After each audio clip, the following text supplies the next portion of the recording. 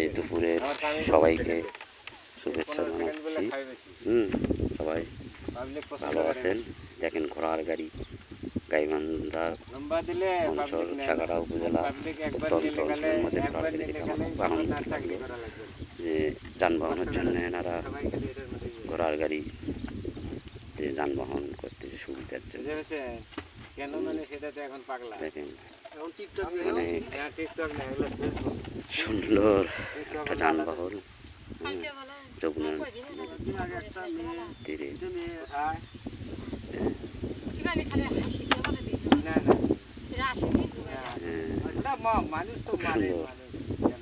সুন্দর একটা অত্যন্ত অঞ্চল,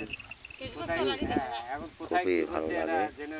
দেখার মতো একটা সিনারি আছে চলের ভেতর।